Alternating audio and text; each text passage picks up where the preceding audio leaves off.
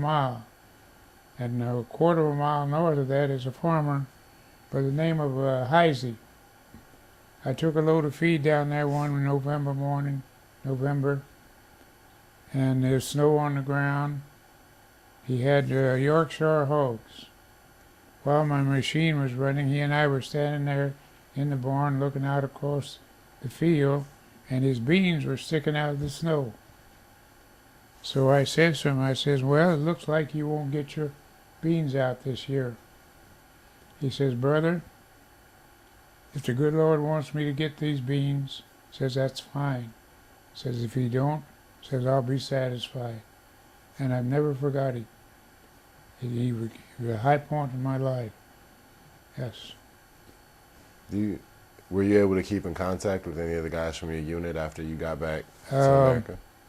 When I got back, there were a guy in Kilkirk by the name of Forrest Bender. Occasionally we would maybe see one another. He moved to Omaha. And then in Waterloo, there was a guy by the name of oh gosh, missed it. It went off my tongue. Anyhow, there was one that lived there. And in Des Moines, there was a guy by the name of Henry O. Reeves. He was not in my particular group, but he was in a group next that I knew of a lot of guys from the other groups. And let's see, I was trying to think. Anyhow, and I went to see one of my buddies, my best buddy, at Reedsville, North Carolina. I took my family and I went to see him. I still correspond or talk to one of the buddies in one of the other outfit platoons. He lives in New Jersey, and I hear from him quite a. We talk once in a while, every 3 or 4 months. Yeah. You guys talk about like your experiences over there, or just daily no, life? we just talk about family and like that.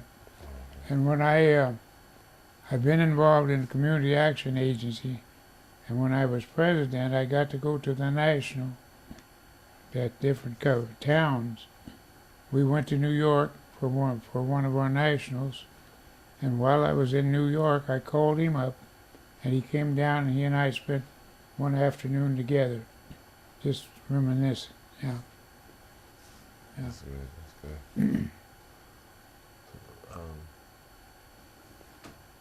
That's good. Not sure anything else you wanted to talk about or go over with your experiences. Anything else that really stood out is there anything else that really stood out from your time during the war that you'd like to talk about or kind of share with us? Any other stories or interactions with people that you found very special? Well, I don't know. I think you've covered most of the main sections. Mm-hmm. Yeah, if you think of anything. It's been so long since but it's been over 50 years or more, and I forgot a lot of stuff. Yeah. My main thing, I wouldn't take anything from my experiences and my training. It was great. And I think in order to, a lot of these young people that we've got, I don't want to see people go to war, army, and have to fight. But I think the training will help make men out of a lot of our young people. Because you settle down, you try to decide what you want to do in your life, and it's the best thing. I didn't mind the training. I enjoyed it. I tried to enjoy everything that I had to do. I went in there with the attitude that whatever they told me to do, I was going to do. And thank the good Lord I made it. It's good to hear, sir. Yeah. Well, thank you very much for your time. We really appreciate it, sir. Okay, thank you. I hope I give you some highlight of what I've been through. Yes, sir. Absolutely. Okay. Would you like? You want any questions from either one of you? Any questions from you? Well, other than you mentioned some people that you worked for, it'd be nice to maybe know the name of the doctor that you worked for. Oh, here? I was curious about that. The doctor's name was Dr. W.A. Sternberg. Sternberg. Right. He was, at that particular time, that I started